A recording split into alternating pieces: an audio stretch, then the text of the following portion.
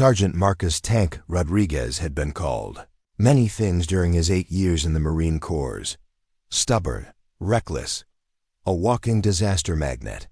But nobody had ever called him a quitter, not even when 3 enemy bullets tore through his body in the mountains of Syria, not even when his vision blurred and his legs gave out beneath him. Because Marcus Rodriguez had made a promise to himself long before he ever stepped foot on foreign soil. No Marine dies alone on his watch. Before we jump back in, tell us where you're tuning in from, and if this story touches you, make sure you're subscribed because tomorrow I've saved something extra special for you. The morning briefing at Forward Operating Base Phoenix felt different. Marcus couldn't shake the feeling as he sat in the 3rd row of plastic chairs, watching Captain Hayes flip through intelligence photos on the projector screen.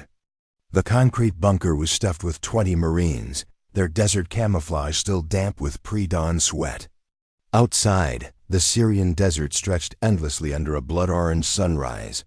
Marcus adjusted his combat medic badge, a worn piece of fabric that had seen him through 3 deployments.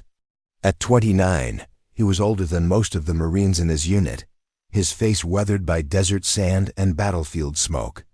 The younger guys called him Tank, partly because of his stocky build, but mostly because nothing seemed capable of stopping him once he set his mind to something. Intel suggests heavy enemy activity along Route Viper, Captain Hayes announced, his voice cutting through the stale air. Multiple IED signatures detected. Possible sniper nests in the eastern cliffs. He clicked to the next slide, showing a narrow mountain pass carved between jagged rocks. Your mission is reconnaissance and medical supply delivery to Outpost Delta, 3 Humvees, standard formation. Rules of engagement remain the same. Observe, report, avoid contact unless fired upon. Marcus studied the route on the screen. The pass looked like a death trap, barely wide enough for vehicles, with towering rock walls on both sides and no alternate routes. Perfect terrain for an ambush. He'd seen similar setups in Iraq, places where entire convoys had vanished without a trace. To his left, Corporal Danny Chun shifted nervously in his seat.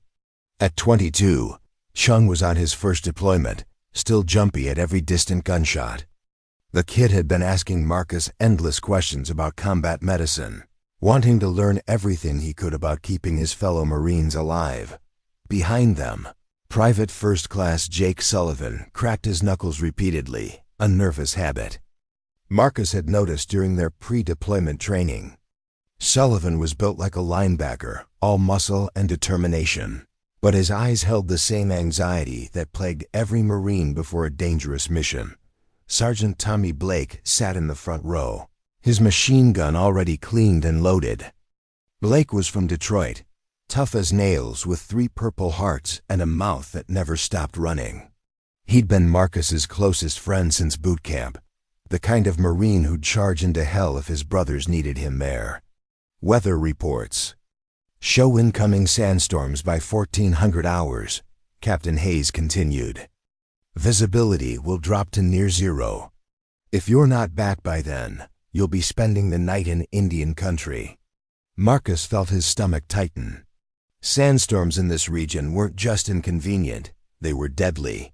The swirling dust could hide enemy movements, jam communications, and turn a simple extraction into a nightmare. He'd seen Marines get lost 50 feet from their own base during bad storms. The captain's voice grew more serious. This morning, we lost radio contact with a supply convoy that used this same route yesterday. Satellite imagery shows burn marks and debris scattered along the pass. We're not sure if it was mechanical failure or enemy action, but consider this: a high-threat environment. A chill ran down Marcus's spine. Lost convoys usually meant one thing in this part of Syria: carefully planned ambush by well-armed insurgents who knew the terrain better than any American force. The enemy had been getting bolder lately, striking deeper into what should have been secure territory. Questions? Captain Hayes asked.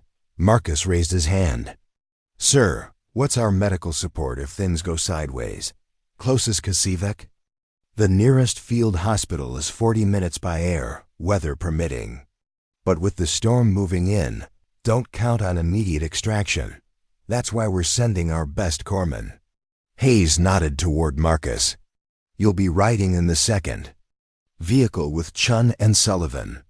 Blake will be in the lead Humvee providing overwatch. Marcus nodded grimly. 40 minutes might as well be 40 hours if Marines were bleeding out in a hostile zone. He checked his medical kit for the third time that morning. Tourniquets, pressure bandages, morphine, saline bags, emergency surgical supplies. Everything was there, but he couldn't shake the feeling it wouldn't be enough. As the Marines filed out of the briefing room, Blake caught up with Marcus in the hallway. You feeling it too? He asked quietly. Feeling what? That this mission's gonna go to hell. Marcus paused, looking around to make sure no junior Marines were listening. Every mission feels like that over here. Can't let it mess with your head. But Blake wasn't buying it. Nah, man. This is different. I've been doing this too long not to trust my gut. Something's waiting for us out there. Before Marcus could respond, Chun appeared beside them, his young face pale with worry. Sergeant Rodriguez, can I ask you something? Shoot, kid. If we get hit ... if someone gets hurt badly ... how do you stay calm? How do you not freeze up? Marcus put a hand on the young Marine's shoulder. You don't think about the blood or the screaming or how bad it looks. You think about getting your brothers home to their families. That's it. Everything else is just noise. Chun nodded, but Marcus could see the fear still swimming in his eyes. The kid was brave enough, they all were, or they wouldn't be here.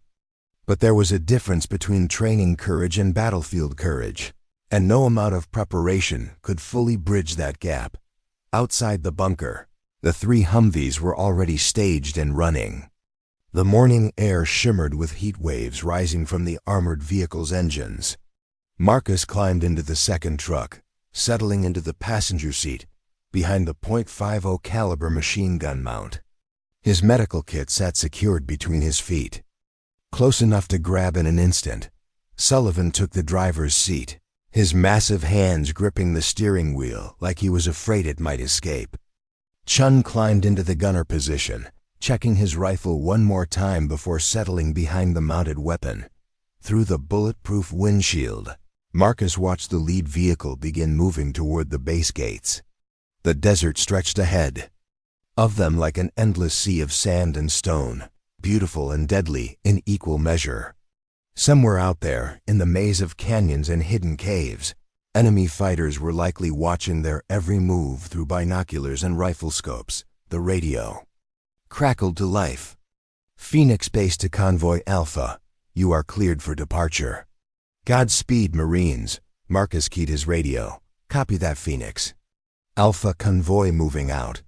As their small convoy rolled through the reinforced gates and into the vast Syrian wilderness, Marcus couldn't shake Blake's words from his mind. Something was waiting for them out there. He'd learned to trust that instinct over the years, the sixth sense that kept Marines alive in places where death lurked behind every rock and shadow. The road ahead curved into the mountain pass, disappearing between walls of ancient stone that had witnessed countless battles over thousands of years. Today, they would witness another. Marcus checked his weapons one final time and settled back into his seat. Whatever was coming, he'd be ready. He had 3 Marines depending on him, and he'd be damned if he was going to let them down. The convoy pressed deeper into the mountains, leaving only dust clouds and tire tracks as evidence of their passage. Behind them, forward operating base Phoenix grew smaller until it vanished entirely, swallowed by the endless desert. Ahead lay Root Viper, the killing ground that would test every ounce of courage, skill, and determination they possessed. In the distance, storm clouds gathered on the horizon like an approaching army. The first 40 minutes of the journey passed in deceptive calm. Root Viper carved its way through towering sandstone cliffs that rose like cathedral walls on either side of the narrow road. The morning sun painted the rocks in shades of gold and crimson, creating an almost peaceful beauty that masked the deadly potential of their surroundings. Marcus kept his eyes scanning the ridgelines, searching for any sign of movement or the telltale glint of rifle scopes. The silence was unnerving. In populated areas of Syria, there were always signs of life: children playing, goats wandering, farmers working their fields. Here, nothing moved except their small convoy and the occasional desert hawk circling overhead. "This place gives me the creeps," Sullivan muttered from the driver's seat, his voice barely audible over the rumble of the engine. "Feels like we're driving through a graveyard." Chun's voice crackled through the intercom from the gunner's position. "Contact front. Birds at 2 o'clock. Marcus raised his binoculars and spotted what Chun had seen: a flock of vultures circling lazily about half a mile ahead. In the desert, vultures usually meant one thing: something had died recently. The question was whether it was an animal or something much worse. The radio buzzed with Blake's voice from the lead vehicle. "Alpha 2, are you seeing those birds?"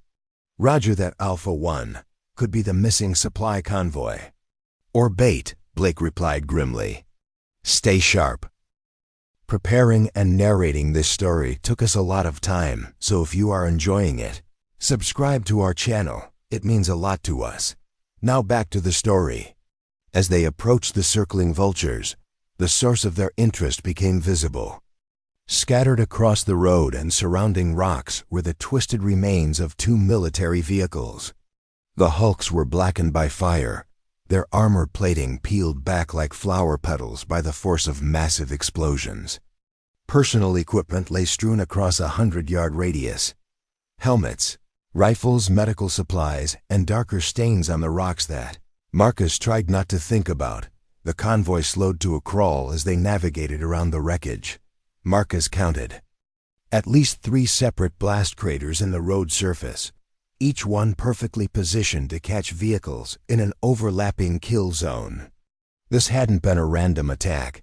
It was a carefully orchestrated ambush by people who understood military tactics.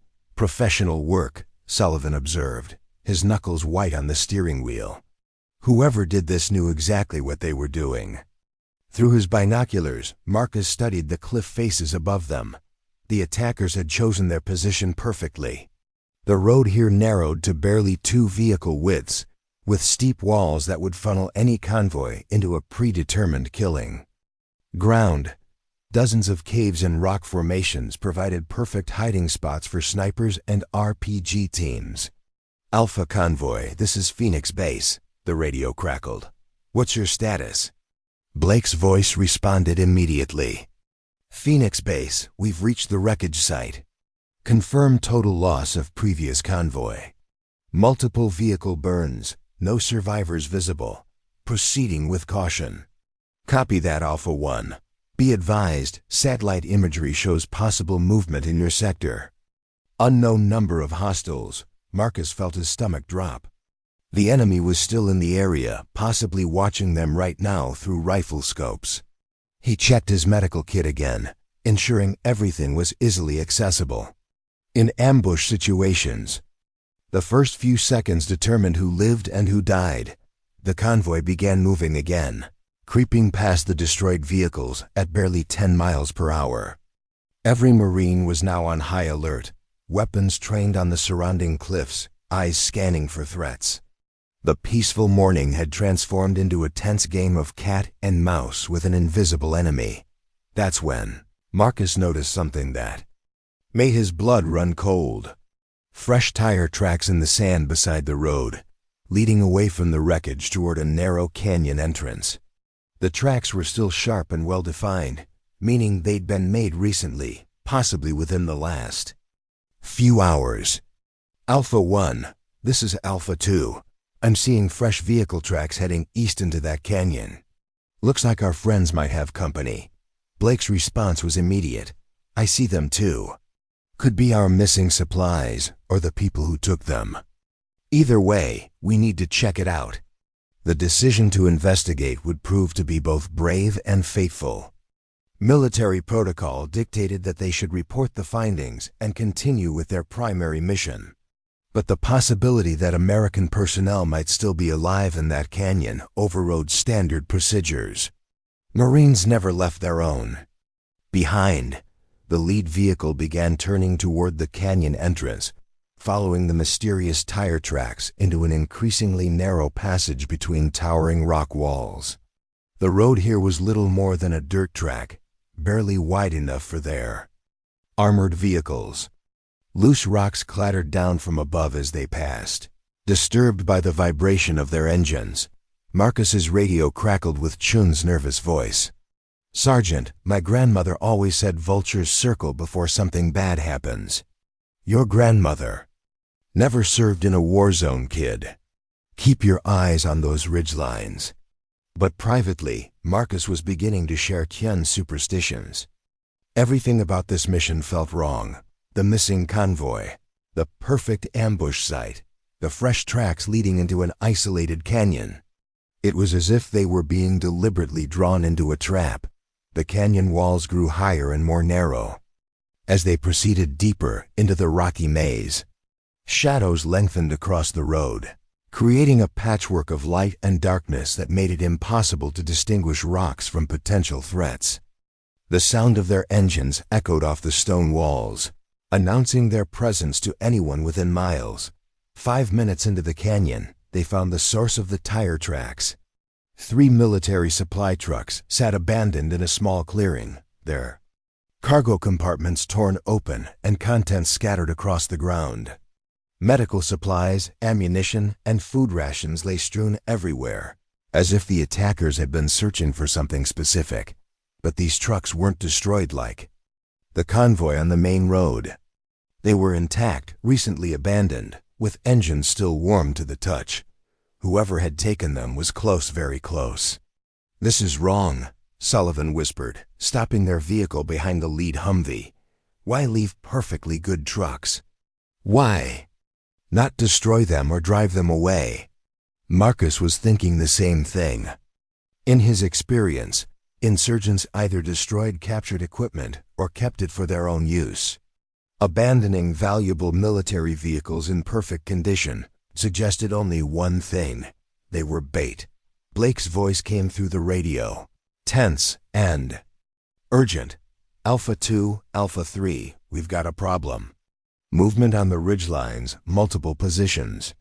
I count at least 6, possibly more." Marcus grabbed his binoculars and scanned the canyon walls above them. At first, he saw nothing but rocks and shadows. Then a glint of sunlight off metal caught his eye, a rifle barrel protruding from a cave entrance about 200 feet up. The eastern wall. As his eyes adjusted, he began picking out more positions. Muzzle flashes would soon be coming from at least 8 different locations. "Alpha Convoy, this is Phoenix Base. We're reading your GPS coordinates. You're in a box canyon with only one exit. Recommend immediate withdrawal." Blake keyed his radio. "Phoenix Base, we've got eyes on multiple hostile positions. Attempting to withdraw now." But as the lead vehicle began turning around in the narrow clearing, the world erupted in fire and thunder.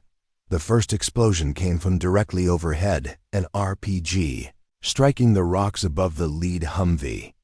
Boulders the size of refrigerators crashed down onto the armored vehicle, cracking the windshield and denting the roof. The truck lurched sideways, its left front wheel crushed beneath a massive stone. Immediately, automatic weapons fire erupted. From every direction, AK-47s, machine guns, and sniper rifles opened up in a coordinated barrage that filled the air with flying lead and rock fragments. The sound was deafening, echoing off the canyon walls and creating a cacophony of destruction. Marcus's training kicked in instantly. "Contact, multiple hostiles, all directions." He shouted into his radio while grabbing his rifle. "Chun, suppress the eastern ridge. Sullivan, get us to cover behind those supply trucks." Their Humvee lurched forward as Sullivan gunned the engine. racing toward the abandoned trucks that offered the only meaningful cover in the kill zone. Bullets sparked off their armor plating like deadly hail, spider-webbing the bulletproof windows and sending metal fragments flying through the air. Chun opened fire from the gunner's position, his machine gun chattering as he laid down suppressing fire on the nearest enemy positions. Brass casings rattled around Marcus's feet as the young Marine fought with desperate precision, trying to keep the enemy's heads down long enough for them to reach cover.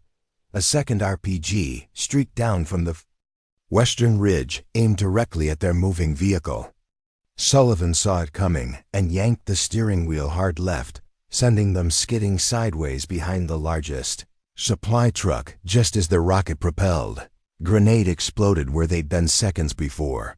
The blast wave rocked their Humvee, shattering the remaining intact windows and filling the interior with dust and smoke.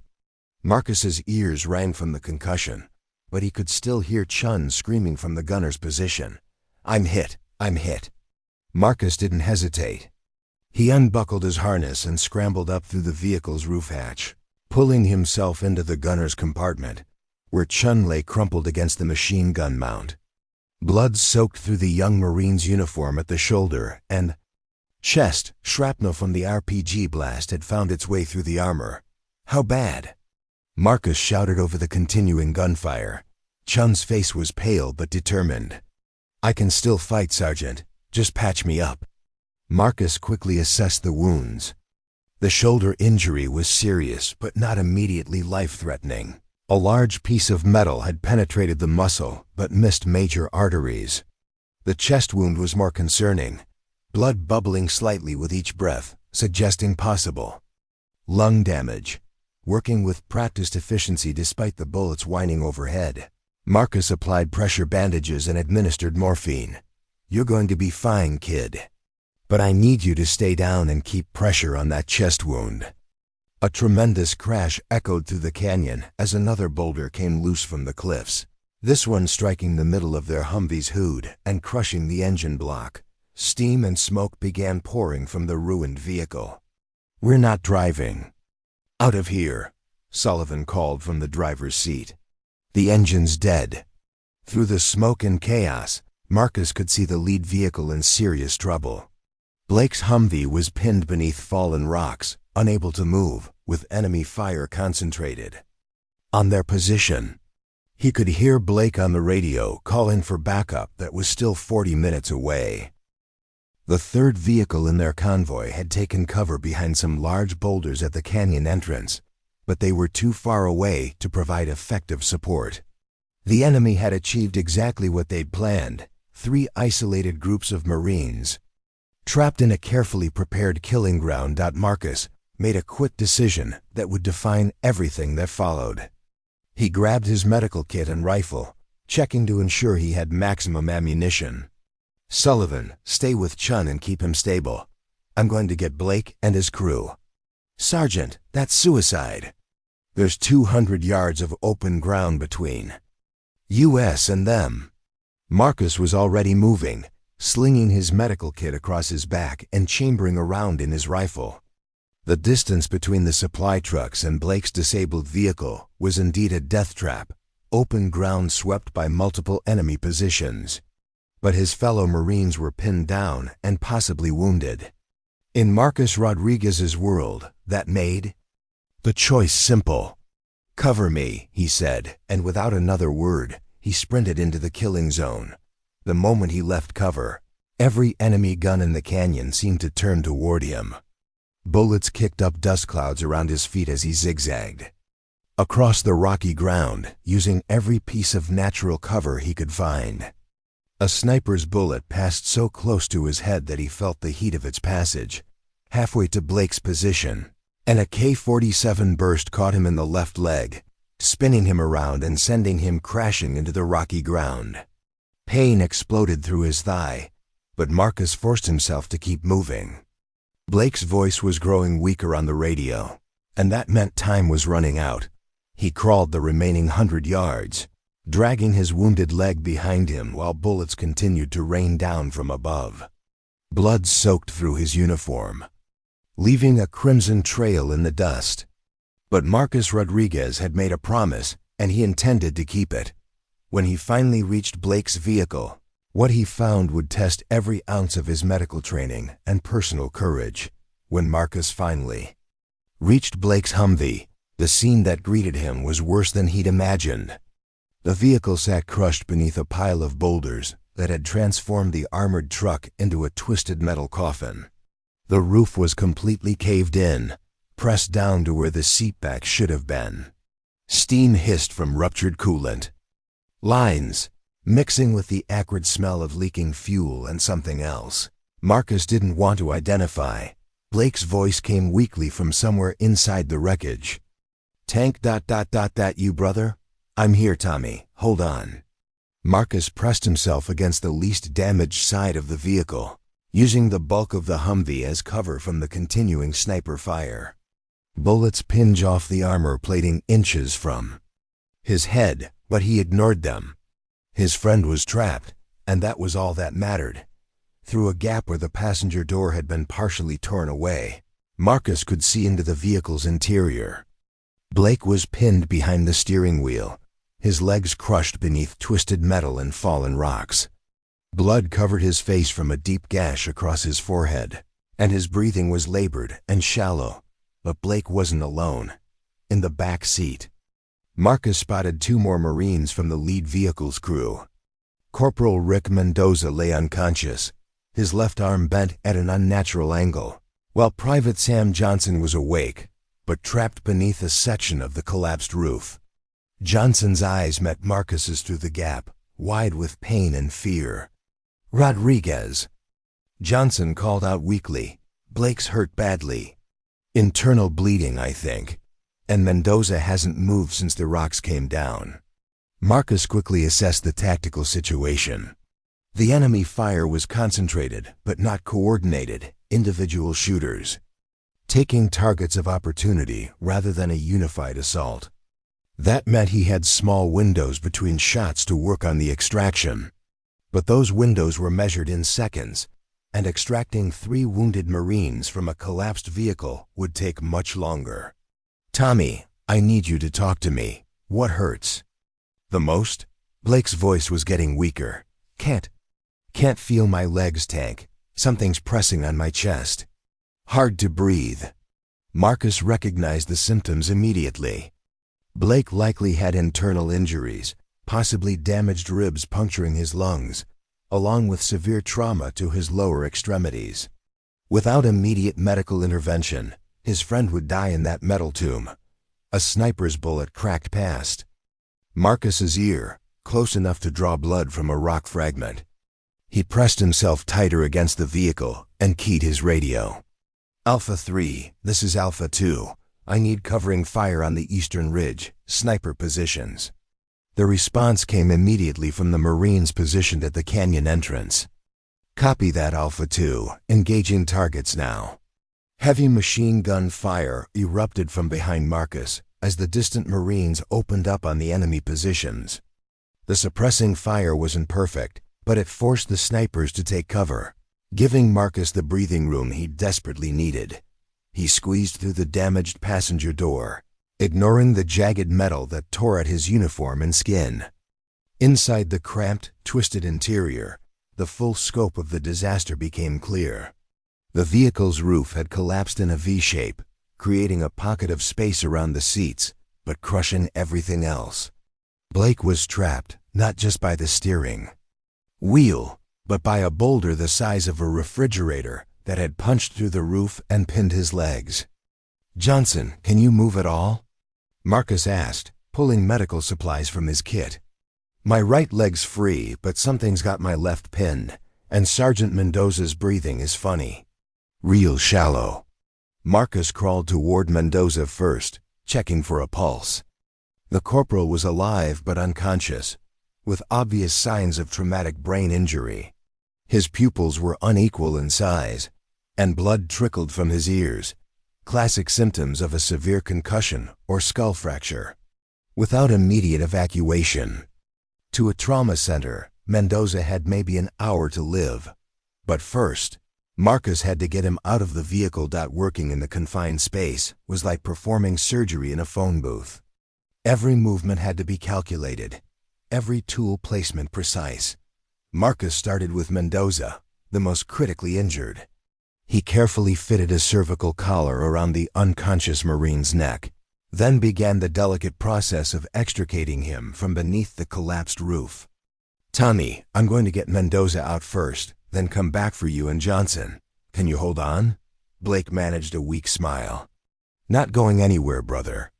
The steering wheel's got me in a bear hug." Another burst of enemy fire raked across the vehicle's exterior, followed immediately by return fire from their supporting Marines. The battle continued to rage around them, but Marcus forced himself to focus exclusively on the medical emergency in front of him. Getting Mendoza free required Marcus to use a combination of leverage and brute strength. He wedged his good shoulder beneath a section of collapsed roof, braced his feet against Blake's seat, and pushed with everything he had. The metal groaned and shifted slightly, creating just enough space to slide the unconscious Marine out. But as Marcus pulled Mendoza toward the door, pain exploded through his wounded leg. The bullet that had struck him during his sprint across the canyon had done more damage than he'd initially realized. The round had shattered his femur, and now the broken bone was grinding against itself with every movement. Blood soaked through his field dressing, and waves of nausea threatened to overwhelm him. "You're bleeding pretty bad there, Sergeant," Johnson observed, watching Marcus struggle with Mendoza's limp form. "I live. Right now, getting you guys out is more important." It took Marcus nearly 10 minutes to drag Mendoza through the passenger door and position him behind the vehicle's engine block, the only available cover in their immediate area. During the extraction, enemy fire never stopped completely. Bullets sparked off the Humvee's armor, and twice Marcus had to throw himself over Mendoza's unconscious body to shield him from ricocheting fragments. Once Mendoza was secured behind cover, Marcus quickly checked his vital signs. Pulse was weak but steady, breathing shallow but regular. The head injury was serious, but the corporal was stable for now. Marcus administered 4 fluids and positioned him for maximum airway protection, then prepared to go back into the vehicle. "For Johnson, Alpha 2, this is Phoenix Base. What's your status?" "We show multiple casualties." Marcus keyed his radio while applying a fresh pressure bandage to his own leg wound. "Phoenix Base, Alpha 2, 3 Marines extracted from disabled vehicle. 1 critical head injury, 2 ambulatory wounded. Still working on extraction of remaining personnel." "Copy that, Alpha 2. Medical evacuation is still 30 minutes out due to weather conditions. Can you maintain your position?" Marcus looked at the sky, where dark clouds were building rapidly. The sandstorm was approaching faster than predicted, and once it hit, air support would be impossible. They were truly on their own. "Roger, Phoenix Base. We'll hold position and continue extraction operations." Johnson's extraction proved even more challenging than Mendoza's. The private was conscious and could assist with his own rescue, but his left leg was pinned beneath a section of the doorframe that had been bent inward by the falling rocks. Worse, Johnson was a big man, nearly 6 feet tall and over 200 pounds of solid muscle. Getting him out of the cramped space would require more strength than Marcus wasn't sure he still possessed. "All right, Johnson, here's what we're going to do," Marcus explained, crawling back into the vehicle. "I'm going to jack up this doorframe with a tire iron. When I give you the signal, you pull your leg out as fast as you can. We'll only have a few seconds before the weight shifts back." Johnson nodded grimly. "Roger that, Sergeant. Just tell me when." Marcus positioned the tire iron beneath the bent doorframe and prepared to lift. His wounded leg throbbed with each heartbeat, and his vision blurred occasionally from blood loss, but he'd come too far to quit now. On 3, 1.2. 3, Marcus threw all his remaining strength into lifting the tire iron. The heavy metal frame shifted upward just enough to free Johnson's trapped leg. The private immediately pulled himself free, wincing as circulation returned to his crushed limb. But as the doorframe settled back into place, it shifted the entire weight distribution of the collapsed roof. Metal groaned ominously, and Blake's section of the vehicle compressed further. "Tank!" Blake called out urgently. "Something's moving in here. The roof's coming down more." Marcus looked and felt his heart sink. The boulder that had initially crushed the vehicle was slowly settling deeper into the interior, like a massive stone pressing into soft clay. Blake's pocket of survival space was shrinking by inches. In a few minutes, it would be gone entirely. "Johnson, can you walk?" The private tested his leg gingerly. "Yeah, I think so. Hurts like hell, but it'll hold me." "Good. Get behind that engine block with Mendoza. Apply pressure to any bleeding wounds you can find. I'm going back for Blake. Sergeant." Johnson hesitated. "That roof is coming down fast. You might not make it out." Marcus was already moving toward Blake's position. "Then I guess I better work fast." Blake's situation had deteriorated significantly in the few minutes since Johnson's extraction. The slowly settling boulder had compressed the space around the driver's seat to barely enough room for a human body. Blake was now pinned not just by his legs, but by the crushing weight pressing down on his chest and shoulders. "How are you doing, Tommy?" Blake's voice was barely a whisper. "Been better, brother. Can't really breathe anymore." Marcus could see why.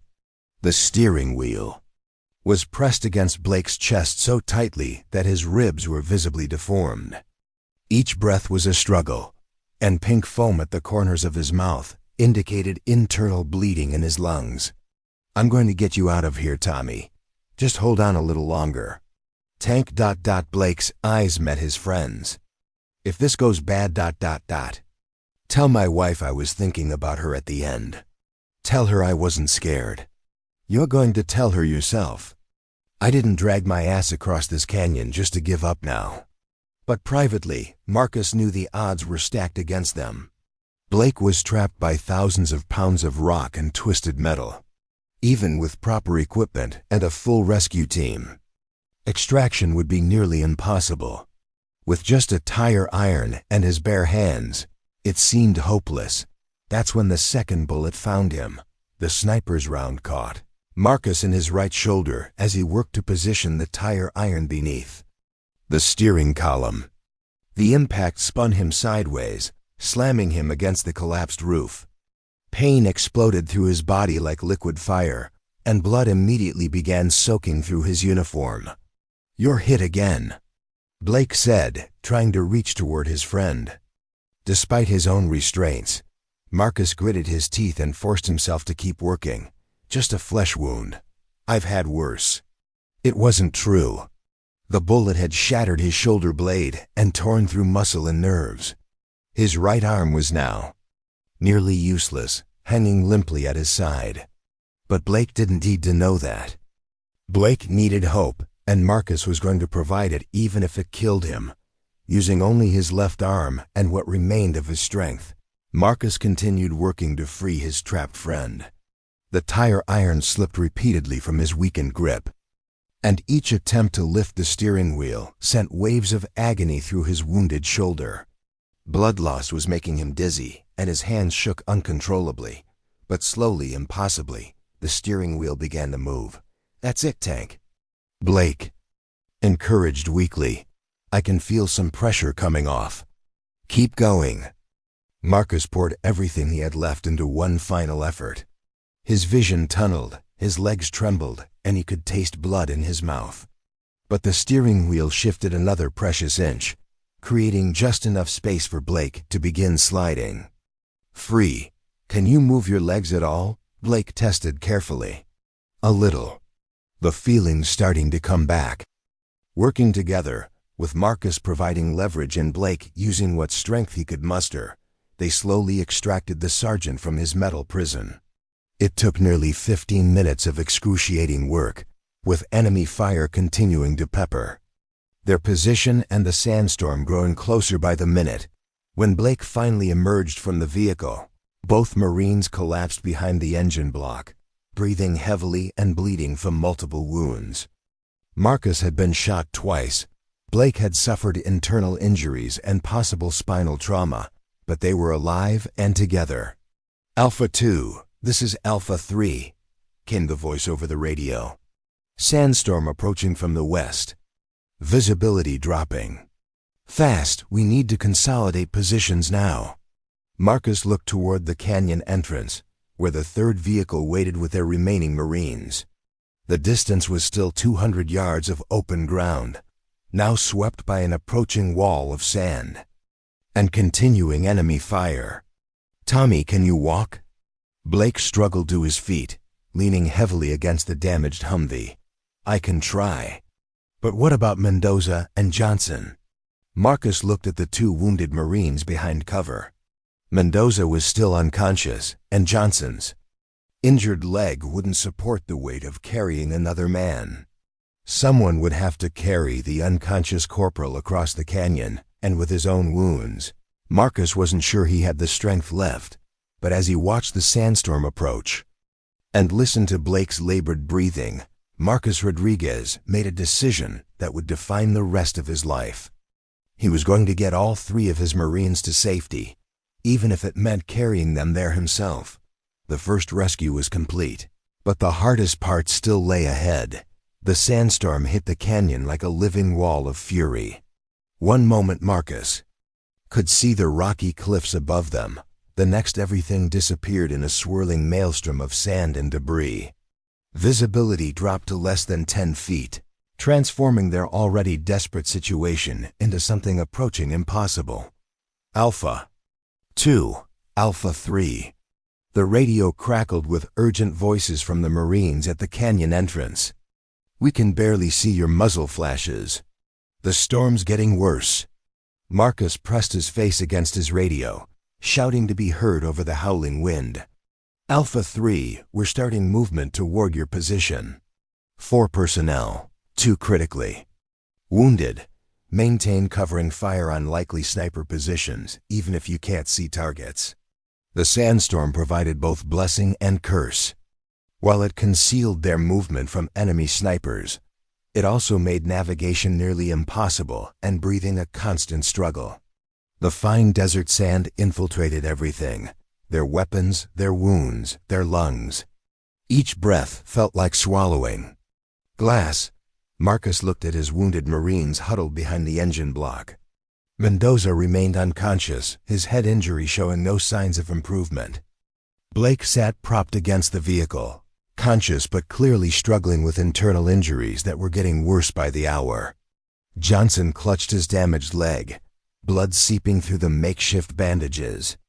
"All right, here's the plan," Marcus announced, his voice barely audible over the storm. "I'm going to carry Mendoza first. He's the most critical and can't move himself. Blake, Johnson, can either of you support the other for the walk?" Blake attempted to stand, using the Humvee for support, but immediately doubled over in pain. "Something's definitely torn up inside, Tank. I can walk, but not far, and not fast." Johnson tested his injured leg again, wincing as he put weight on it. "I can hobble along, but I can't carry anyone else. This leg won't take the extra weight." Marcus did the math in his head. 200 yards to safety, in a sandstorm, under sporadic enemy fire, carrying wounded Marines. His own injuries, the shattered femur and mangled shoulder, were already limiting his mobility, but there was no choice. They couldn't wait for the storm to pass, and medical evacuation was still 20 minutes away. "I'll take Mendoza first, get him to Alpha 3's position. Then I'll come back for you two." "That's 3 trips across open ground," Blake protested. "In your condition, through this storm, with hostiles still active, that's suicide." Marcus was already lifting Mendoza's unconscious form, positioning the corporal in a fireman's carry across his good shoulder. The weight sent spikes of agony through his wounded leg, but he forced himself to stand. "It's the mission, Tommy. Nobody gets left behind." Before anyone could argue further, Marcus stepped out from behind their cover and into the storm, The first 50 yards were the worst Marcus had ever experienced. The sand was so thick it was like walking underwater, each step requiring tremendous effort just to maintain direction. Mendoza's dead weight pressed down on his damaged shoulder, sending constant waves of pain through his body. His wounded leg threatened to buckle with each stride. But the storm that made movement so difficult also provided perfect concealment. The enemy snipers couldn't see him, which meant they couldn't shoot him. Marcus used a compass bearing to navigate, stopping every few steps to check his direction, and listen for voices from the Marines ahead. Halfway across, disaster struck. Marcus's wounded leg finally gave out completely. The shattered femur bone, weakened by repeated stress and blood loss, snapped completely in two. He crashed to the ground, Mendoza's unconscious body rolling off his shoulder and into the sand. Pain unlike anything Marcus had ever experienced shot through his entire body. He screamed into the wind, a sound immediately swallowed by the storm. For several seconds, he lay in the sand, fighting unconsciousness and the overwhelming urge to simply give up. But Mendoza was lying beside him, exposed and helpless. The corporal's breathing was getting more shallow, and without immediate medical attention, he would die in this canyon. Marcus forced himself to move. With his leg completely useless, he had to drag both himself and Mendoza across the remaining ground, using only his arms. He grabbed Mendoza's combat vest with his good hand and began crawling, pulling the unconscious Marine behind him like a sled dot. The progress was agonizingly slow. Marcus could move maybe 5 feet at a time before exhaustion forced him to rest. Sand filled his mouth and nose, making each breath a struggle. Blood from his wounds left a clear trail behind them, and he could feel his strength ebbing with each heartbeat. "Alpha 3, he shouted into his radio during one rest stop. "Alpha 2 inbound with casualty. I need immediate assistance." The response was immediate. "Alpha 2, we hear you but can't see you. Keep talking. We'll follow your voice." Marcus continued crawling and calling out, using his voice as a beacon. After what felt like hours but was probably only minutes, he heard footfalls approaching through the sand. 2 Marines from Alpha 3 materialized out of the storm immediately, taking Mendoza's weight and helping Marcus reach their defensive position. "Jesus Christ, Sergeant!"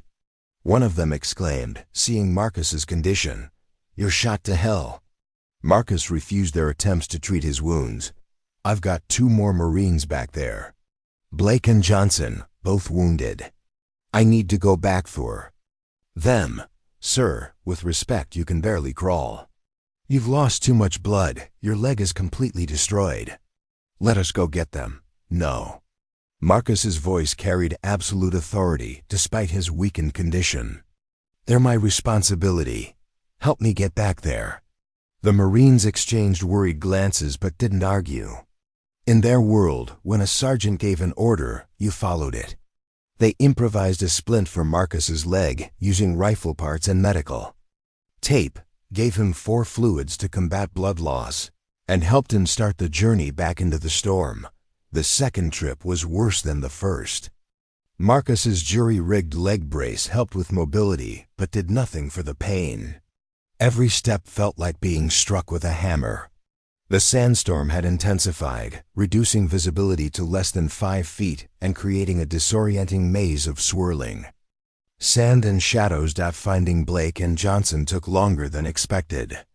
The storm had shifted the landmarks Marcus was using for navigation, and twice he ended up walking in circles before realizing his mistake. When he finally located them behind the destroyed Humvee, both Marines were in worse condition than when he'd left them. Blake was unconscious now, his breathing so shallow it was barely perceptible. Blood pooled beneath him, indicating serious internal bleeding that was accelerating. Johnson was awake but delirious from pain and blood loss, mumbling incoherently about his mother and asking for water they didn't have. Tommy, wake up." Marcus shook Blake gently, trying to rouse his friend. Blake's eyes fluttered open, unfocused and glassy. "Tank, that you again, brother?" "Yeah, it's me." "Time to go home, Tommy. Can you walk at all?" Blake attempted to sit up but immediately collapsed back against the vehicle.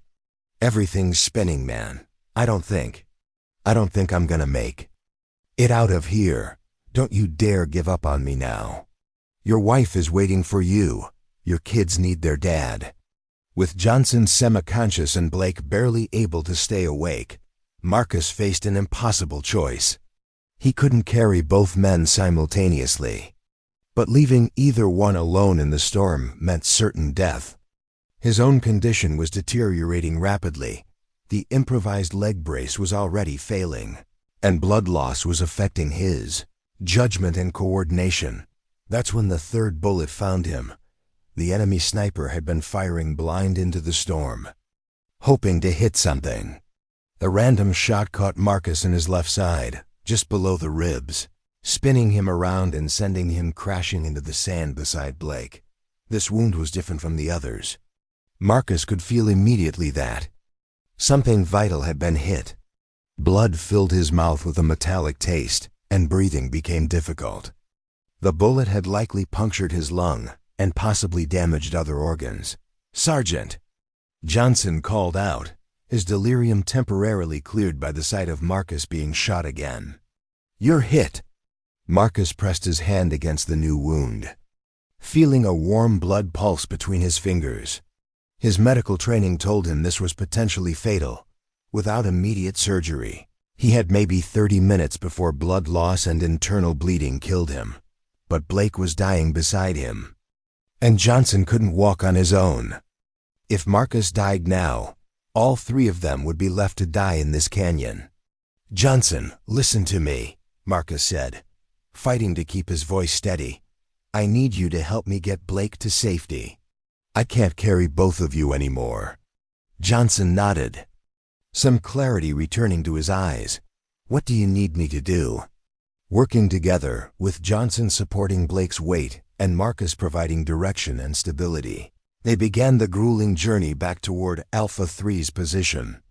The storm was at its peak now, a howling wall of sand that seemed determined to bury them alive. Progress was measured in feet rather than yards. Blake was semi-conscious, his legs barely supporting any weight. Johnson's injured leg gave out repeatedly, forcing all three men to stop and rest every few steps. Marcus's new chest wound made breathing increasingly difficult, and he could feel his lung filling with blood. 20 yards from their starting point, Blake collapsed completely. "I can't go any further," he gasped, falling to his knees. In the sand. "Leave me here, Tank. Get Johnson out." "Nobody gets left behind," Marcus repeated, though his own voice was getting weaker. "We all go home together." Marcus made a decision that defied all logic and medical wisdom. With his destroyed leg, punctured lung, and mangled shoulder, he lifted Blake onto his back in a fireman's carry. Johnson, despite his own injuries, supported Marcus from the side, helping him maintain balance. The three Marines moved as a single unit through the storm, each one dependent on the others for survival. Marcus provided the strength to carry Blake, Johnson provided stability and navigation, and Blake provided the motivation to keep going by simply staying alive. 50 yards into their journey, Marcus began hallucinating from blood loss. He saw his childhood home in Texas, his mother's face, memories of basic training and deployment ceremonies. His body was shutting down, but his mind refused to accept failure. "Sergeant Rodriguez." The voice seemed to come from everywhere and nowhere. "We're coming to you. Keep talking." Marcus realized he'd been silent for several minutes, lost in delirium. The Marines from Alpha 3 were searching for them in the storm, following the sound of their voices. He forced himself to respond, calling out their position despite the agony it caused his punctured lung. When the rescue team finally found them, all three Marines were on the verge of collapse. Marcus was unconscious but still carrying Blake, his body functioning on pure instinct and determination. Johnson was supporting both men, tears streaming down his face as he whispered encouragement to his unconscious comrades. "Get them to cover." The team leader shouted. Sergeant Rodriguez needs immediate medical attention. As they carried the 3 wounded Marines to safety, the enemy fire had stopped completely. Either the storm had driven the snipers away, or they had assumed their targets were already dead. In the swirling sand and chaos, Marcus Rodriguez had accomplished what seemed impossible. He had brought his men home, but the cost was becoming clear. Marcus had now been shot 3 times, suffered a compound fracture, and was bleeding internally. His body had reached the absolute limit of human endurance. As the Marines laid him down behind their defensive position, his pulse was barely detectable, and his breathing was shallow and irregular. "Stay with us, Sergeant," the medic called out, working frantically to stabilize his wounds. "Medevac is 10 minutes out."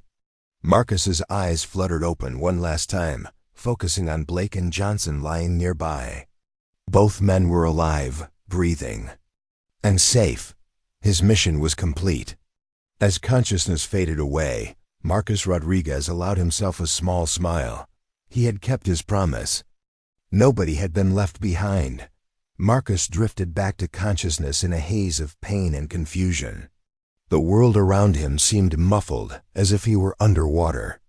Voices floated in and out of focus, medical equipment beeped somewhere nearby, and the taste of blood filled his mouth with every labored breath. "He's coming around," someone said. A medic's voice, professional but concerned. "Sergeant Rodriguez, can you hear me?" Marcus tried to respond but could only manage a weak groan. His chest felt like it was being crushed by an invisible weight, and each breath sent lightning bolts of agony through his punctured lung. When he attempted to move his leg, nothing happened. The limb was completely numb below the compound fracture. "Don't try to move, Sergeant," the medic continued, adjusting 4 lines that Marcus now noticed running into both his arms. "You've lost a lot of blood. We've got you stabilized for now, but you need immediate surgical intervention." Through blurred vision, Marcus could see he was in some kind of makeshift medical station, probably set up behind the defensive position at the canyon entrance. Military-grade medical equipment surrounded him, and the familiar sound of helicopter rotors echoed in the distance. "Blake." Johnson ... odd quotes Marcus whispered, his voice barely audible. They're alive, Sergeant. Both stable and ready for evacuation. You saved them." Relief flooded through Marcus, providing a brief respite from the physical agony. His mission was complete. All 3 Marines would make it home to their families. But as the medic continued working on his wounds, a new voice crackled through the radio that made his blood run cold. "Alpha 3, this is Overwatch. We have a problem. Thermal imaging shows one more heat signature in the canyon, approximately 300 meters southeast of your position. Looks like someone's pinned under debris near the far wall." Marcus's eyes snapped open with renewed focus. Another Marine was still trapped in that hellish canyon, and nobody knew about it. The sandstorm had concealed the additional casualty, and in the chaos of the multiple extractions, someone had been overlooked. "Who is it?" Marcus demanded, trying to sit up despite the medic's restraining hands. The radio operator consulted his personnel list. "According to the manifest, we're missing Private First Class Alex Carter from Alpha 1's crew. He was the driver of the lead vehicle." Marcus remembered Carter, a quiet kid from Montana, barely 20 years old, with a pregnant girlfriend back home.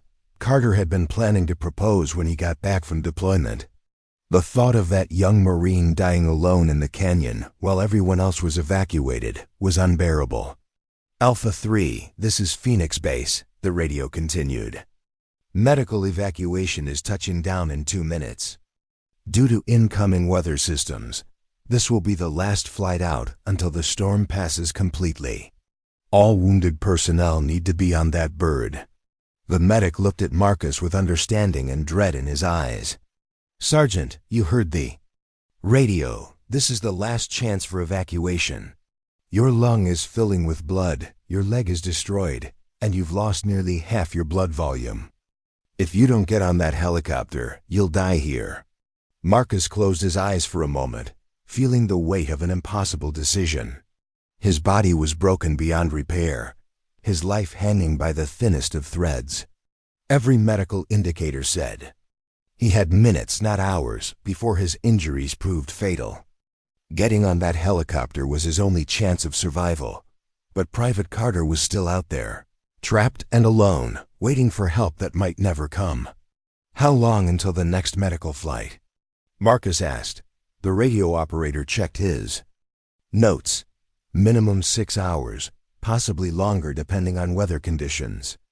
Sir, thermal shows that heat signature is getting weaker. Whoever's out there doesn't have 6 hours. Marcus made his choice with the same calm certainty that had defined his entire military career. He began pulling 4 lines from his arms, ignoring the medic's protests and the sharp pain as the needles came free. Sergeant, what are you doing? You can't seriously be thinking of going back out there. Private Carter is 19 years old, Marcus said, struggling to sit up despite the agony in his chest. He's got a girlfriend who's carrying his baby. He joined the Marines because he wanted to serve his country and provide for his family. Marcus looked directly at the medic. I'm not leaving him to die alone in that canyon. Sir, you can barely breathe. Your leg is held together with medical tape and prayer. This is suicide. Marcus was already reaching for his rifle, checking the chamber and magazine. Maybe, but it's also my job. The sound of approaching helicopter rotors was getting louder, indicating the medical evacuation was almost ready for takeoff. Blake and Johnson were already being loaded onto stretchers, prepared for transport to the field hospital where their lives could be saved. Tank, Blake called out weakly as he was carried past. What are you doing, brother? There's one more, Tommy. Carter's still out there. Blake's eyes went wide with understanding and horror. You can't, man. Look at yourself. You're dying. Marcus managed a weak smile as he struggled to his feet, using his rifle as a makeshift crutch. Not yet, I'm not. Tell my family I kept my promise. Before anyone could stop him, Marcus began limping back toward the canyon entrance. Each step was agony, his shattered leg barely supporting his weight even with the rifle as support. Blood from his chest wounds soaked through his uniform, creating a crimson trail in the sand behind him. Sergeant Rodriguez. The unit commander called after him. I'm ordering you to get on that helicopter. Marcus paused for a moment, looking back at his fellow Marines. With respect, sir, I've got one more Marine to bring home. The sandstorm had begun to subside, but visibility was still limited to about 50 yards. Marcus used the thermal imaging coordinates provided by Overwatch to navigate toward Carter's position, deep in the canyon where the enemy ambush had begun. Hours earlier, the journey that should have taken 10 minutes stretched into 30 as Marcus's destroyed body fought against every movement. His improvised leg brace had come loose, allowing the broken bone ends to grind against each other with each step. The punctured lung made breathing increasingly difficult, and he had to stop every few yards to cough up blood and regain his strength. But Marcus pressed on, driven by the image of Carter's pregnant girlfriend receiving a folded flag instead of her Marine coming home. When he finally reached the coordinates, what he found broke his heart. Carter's Humvee had taken a direct hit from an RPG during the initial ambush, flipping the vehicle onto its side and pinning the young Marine beneath the engine compartment. Carter was conscious but trapped, his lower body crushed beneath several tons of twisted metal. Sergeant Rodriguez? Carter's voice was weak but filled with disbelief. How? How are you here? I thought everyone was evacuated. Marcus knelt beside the trapped Marine, immediately beginning his medical assessment. Carter had multiple crush injuries to his pelvis and legs, significant blood loss, and was showing signs of shock. Without immediate extraction and medical intervention, he would die within the hour. Nobody gets left behind, Carter. That's a promise. Sergeant, you look terrible. Are you okay? Marcus almost laughed at the absurdity of the question. He was shot 3 times, had a compound fracture, a punctured lung, and was probably dying from internal bleeding. But he was the rescuer, and Carter was the victim. "I'm fine, kid. Let's focus on getting you out of here." Asterisk, the extraction was impossibly complex. Carter was pinned beneath the Humvee's engine block, which weighed over 1,000 pounds. Marcus had no heavy equipment, no support team, and his own body was failing more with each passing minute. But giving up wasn't an option. Marcus searched the area around the overturned vehicle, looking for anything that could be used as leverage. He found a long piece of rebar that had been blown clear during the explosion, along with several large rocks that could serve as fulcrums. It wasn't much, but it was all he had. "Carter, I'm going to try to lift this engine block just enough for you to slide out. When I give the signal, pull yourself free as fast as you can. We might only get one chance." Carter nodded, understanding the gravity of their situation. "Roger that, Sergeant. I'm ready." Marcus positioned the rebar beneath the engine block and began to apply pressure. Nothing happened. The weight was simply too great for one man, especially one in Marcus's condition. He tried again, throwing every ounce of his remaining strength into the effort. The engine block shifted slightly, maybe an inch, before settling back into place. "It's moving," Carter called out encouragingly. "I can feel the pressure changing." But Marcus knew it wasn't enough. The engine had only lifted far enough to give Carter hope, not freedom. He needed more leverage, more strength, or more time. And he had none of those things. That's when the 4th bullet found him. The shot came from somewhere, high on the canyon walls, a sniper who had remained hidden during the storm and was now taking advantage of the clearing weather. The bullet struck Marcus in his lower back, just above his kidneys, sending him sprawling across the rocky ground. This wound was different from the others. Marcus could feel immediately that it had severed something critical, his spinal cord. His legs, already barely functional due to the fracture, went completely numb. He could no longer feel anything below his waist. As the helicopter touched down on the medical center's landing pad, Marcus Rodriguez's heart stopped for the 4th time. This cardiac arrest was different from the others, longer, deeper, with no response to initial resuscitation efforts. For over 2 minutes, while medical personnel rushed to transfer him from the helicopter to the trauma bay, Marcus was technically dead. The trauma team that met them on the landing pad was unlike anything Carter had ever seen. 12 medical professionals in full surgical gear surrounded Marcus's stretcher as it was wheeled rapidly toward the hospital, each specialist calling out observations and orders in rapid succession. No pulse, no blood pressure, pupils fixed and dilated. "Get him to Trauma 1 immediately. Call for universal donor blood, all available units. Cardiac surgery team, stand by for immediate intervention. Neurosurgery needs to evaluate spinal damage." As they disappeared through the hospital doors, Carter was wheeled toward a separate treatment area for his own injuries.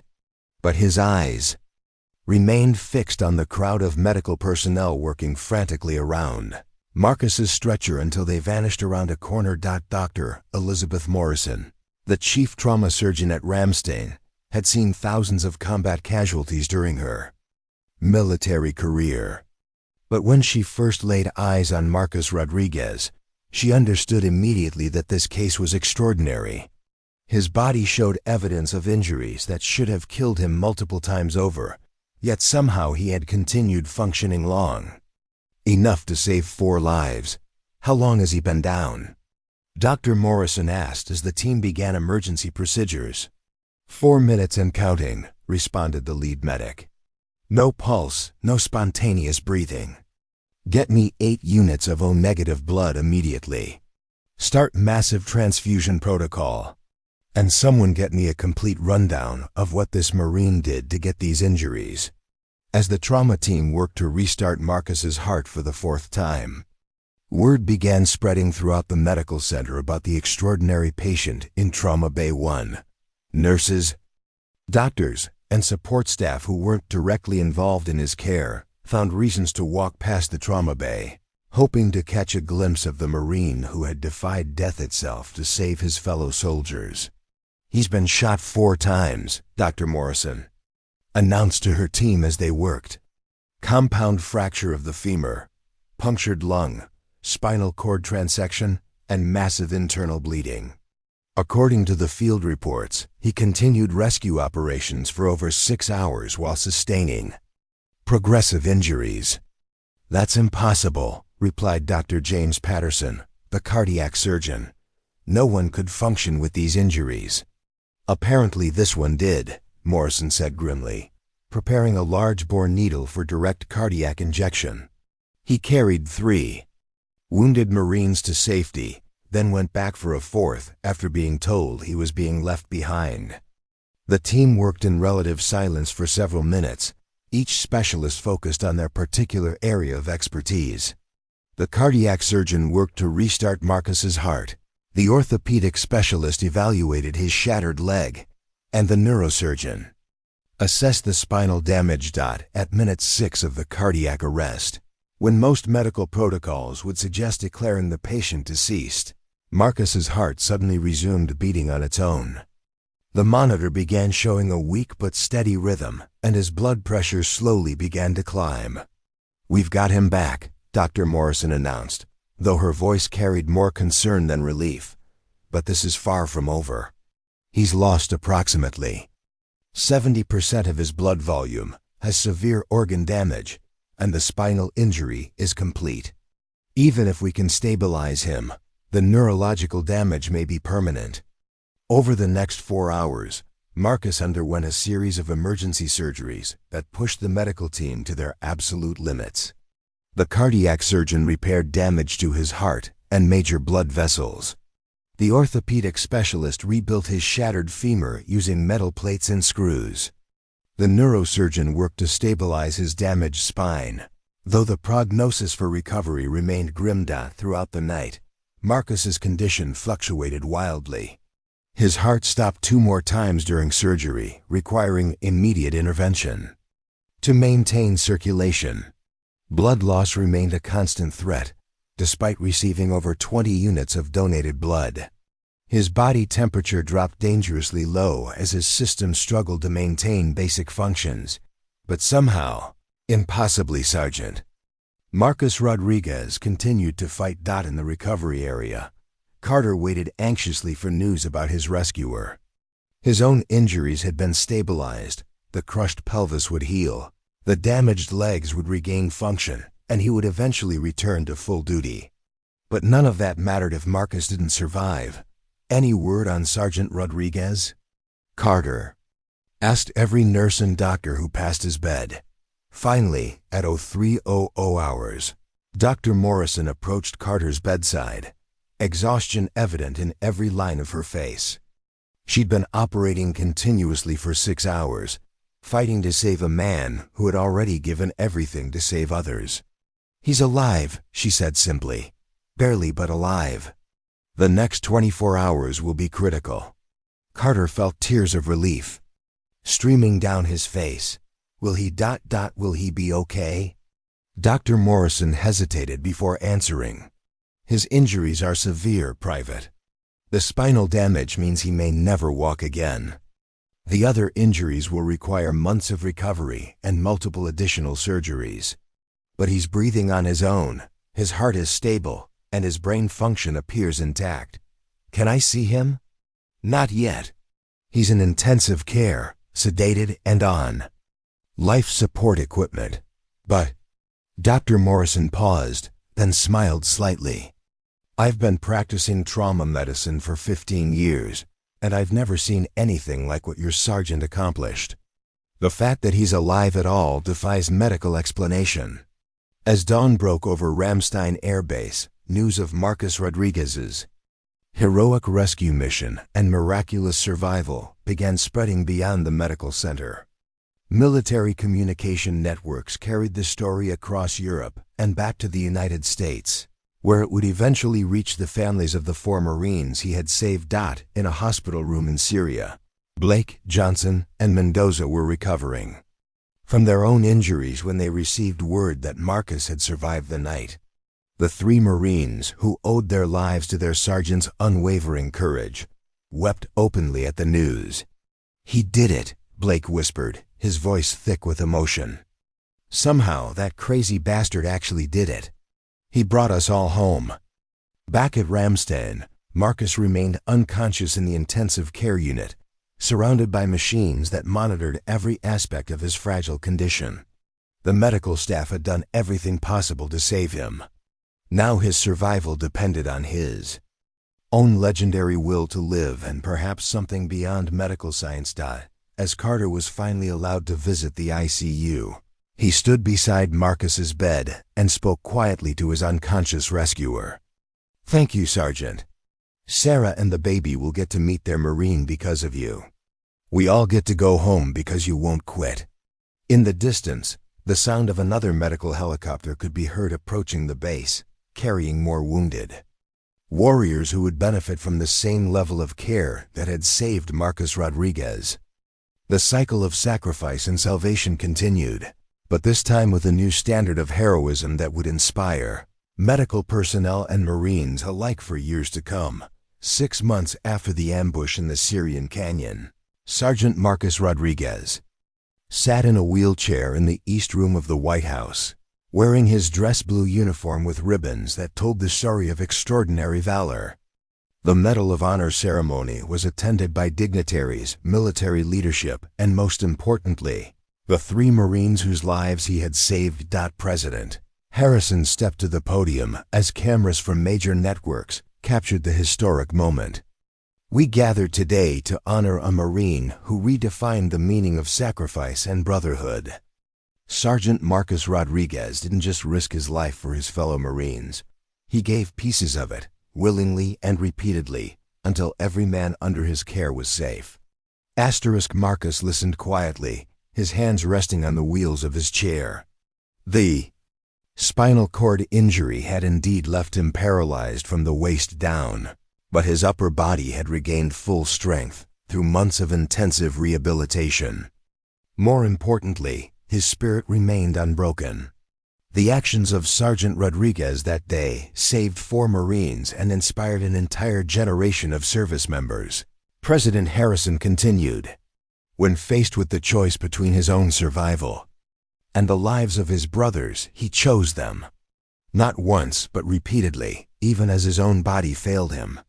In the audience, Carter sat with his wife Sarah and their newborn daughter, Emma. Sarah held the baby close, tears streaming down her face. As she listened to the citation being read, their daughter would grow up knowing that her father was alive because of the man being honored on that stage. Blake, Johnson, and Mendoza sat together in the front row, each bearing their own scars from that day in the canyon. Blake walked with a cane due to his internal injuries. Johnson had a slight limp from his leg wounds, and Mendoza still dealt with occasional headaches from his traumatic brain injury. But they were alive, whole, and present to witness their sergeant received the nation's highest honor for valor, for conspicuous gallantry and intrepidity at the risk of his life, above and beyond the call of duty. President Harrison read from the citation, "Sergeant Marcus Rodriguez is awarded the Medal of Honor." As the medal was placed around Marcus's neck, he thought not of the honor or recognition, but of the moment in that canyon when he'd made the choice to go back for Carter. It hadn't felt heroic at the time, it had simply felt necessary. The ceremony concluded with Marcus being invited to address the audience. He had prepared remarks, but when he reached the podium and saw the faces of his fellow Marines, he set his notes aside. "Mr. President, distinguished guests, fellow Marines," Marcus began, his voice steady but filled with emotion. "I've been called a hero, but I want you to know something. The real heroes are sitting in that front row. Blake, who kept fighting even with internal bleeding. Johnson, who helped carry his wounded brothers despite his own injuries. Mendoza, who survived impossible head trauma through sheer will. And Carter, who never gave up hope even when trapped under 1,000 pounds of metal." He paused, looking directly at each of the Marines he had saved. What I did that day wasn't extraordinary. It was what any Marine would do for his brothers. We have a saying in the Corps, "No one left behind." It's not just a motto, it's a sacred promise. The audience rose in sustained applause, but Marcus raised his hand for quiet. I want to challenge everyone here today. You don't need to be in a war zone to live by those principles. When you see someone struggling, someone left behind, someone who needs help, be the person who goes back. Be the one who doesn't quit. Be the one who keeps their promises. Following the White House ceremony, Marcus began a new chapter of his life that would prove as impactful as his military service. He accepted a position with the Department of Veterans Affairs, working specifically with wounded veterans transitioning to civilian life. His office at the Washington VA Medical Center became a place of pilgrimage for Marines dealing with their own physical and emotional wounds. "Sergeant Rodriguez saved my life twice," explained Lance Corporal Maria Santos, who had lost both legs, to an IED in Afghanistan. Once when he carried me to safety under fire, and again when he showed me that losing my legs didn't mean losing my purpose. Marcus had developed a unique approach to veteran counseling that drew from his own experience of overcoming seemingly impossible odds. He understood that healing wasn't just about medical treatment. It was about finding new ways to serve and new reasons to fight. The body can be broken, he would tell veterans struggling with permanent disabilities. But the spirit, that's unbreakable unless you choose to break it. I may not be able to walk anymore, but I can still carry people, just in a different way. The foundation Marcus established, called Promise Keepers, focused on supporting military families dealing with catastrophic injuries. The organization provided financial assistance, rehabilitation resources, and most importantly, hope. Within 2 years, Promise Keepers had helped over 500 military families navigate the challenges of severe combat injuries. Carter became one of the foundation's most effective advocates, sharing his story at fundraising events across the country. "Sergeant Rodriguez didn't just save my life," he would tell audiences. "He saved my daughter's future, my wife's happiness, and my family's dreams." That's what real heroism looks like. It extends far beyond the moment of action. The impact of Marcus's story continued to ripple outward in unexpected ways. Military medical training programs began studying the Syrian Canyon incident, using it to develop new protocols for combat medicine under extreme conditions.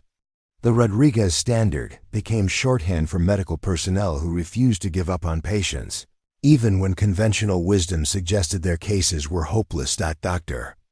Morrison, the trauma surgeon who had saved Marcus at Ramstein, incorporated his case into her lectures at military medical conferences worldwide. Sergeant Rodriguez taught us that the human body and spirit can achieve things that medical textbooks say are impossible. She would explain to audiences of military doctors, "Our job is not to define limits, but to help our patients transcend them." 3 years after the ceremony, Marcus married Dr. Jennifer Walsh, the flight medic who had resuscitated him multiple times during the helicopter evacuation. Their wedding was attended by over 200 veterans and their families, including all 4 Marines from the Syrian rescue. The ceremony took place at Arlington National Cemetery, symbolizing the sacred bonds forged through shared sacrifice. "He saved my life, and now he completes it," Jennifer said in her wedding vows. "Marcus taught me that love, like courage, means never giving up, even when the odds seem impossible." On their 5th wedding anniversary, Marcus and Jennifer welcomed their first child, a son they named David Carter Rodriguez. Carter and his family were present for the baptism, with Carter serving as the baby's godfather, a symbol of the unbreakable bonds formed in that Syrian canyon. As David grew older, he would often ask his father about the wheelchair and the medals displayed in their home. Marcus would tell him simplified versions of the story, always emphasizing the same core message: when someone needs help, you help them.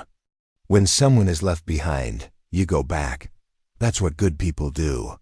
The annual Marine Corps' birthday ball became a particularly meaningful event for Marcus and the Marines he had saved. Each year, they would gather to honor not just the Corps, but the bonds that had been forged through shared hardship and mutual sacrifice. These reunions became legendary within Marine circles, drawing veterans from across the country who wanted to witness the brotherhood that had survived the ultimate test. People ask me if I have any regrets about that day, Marcus reflected during one such gathering. They ask if I wish I had made different choices, if I think the cost was too high. But when I look around this room, when I see Blake with his children, Johnson thriving in his career, Mendoza healthy and strong, and Carter with his beautiful family, I know every decision was worth it. Blake, now a successful business owner, had established a scholarship program for children of disabled veterans, inspired by Marcus's example of turning personal sacrifice into service to others. Tank showed us that being wounded doesn't mean being weak, Blake explained at the scholarship announcement. It means you have the experience to help others through their darkest moments. The Syrian canyon where the rescue took place was eventually secured by coalition forces and transformed into a memorial site. A simple stone marker was erected bearing the inscription, "In this place, 4 Marines were saved by one who would not quit."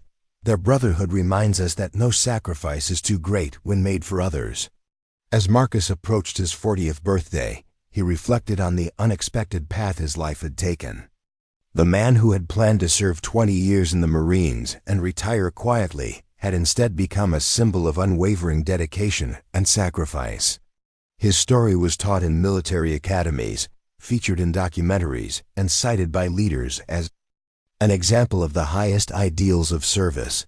But for Marcus, the most meaningful recognition came not from medals or ceremonies, but from the simple fact that Blake, Johnson, Mendoza, and Carter were alive to celebrate their own milestones, graduations, weddings, births, and the countless ordinary moments that make up a life.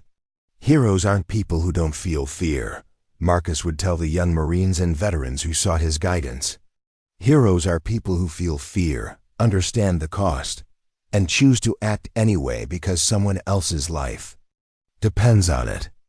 That choice is available to all of us every day in ways both large and small. The legacy of Sergeant Marcus Rodriguez extended far beyond the military community. His story became a touchstone for first responders, teachers, doctors, and ordinary citizens who faced their own moments of choice between self-preservation and service to others. In the end, Marcus Rodriguez had kept his promise. Not only had he brought his Marines home from that Syrian canyon, but he had also brought home a message that resonated across generations. In our darkest moments, when everything seems lost, someone will choose to come back for us. And when our turn comes, we must be ready to do the same for others. The boy from Texas who had joined the Marines to serve his country had instead served humanity itself, proving that the greatest victories are measured not in territory gained or enemies defeated, but in lives saved and promises kept. Up next, you've got 2 more standout stories right on your screen. If this one hits the mark, you won't want to pass these up. Just click and check them out. And don't forget to subscribe and turn on the notification bell so you don't miss any upload from us.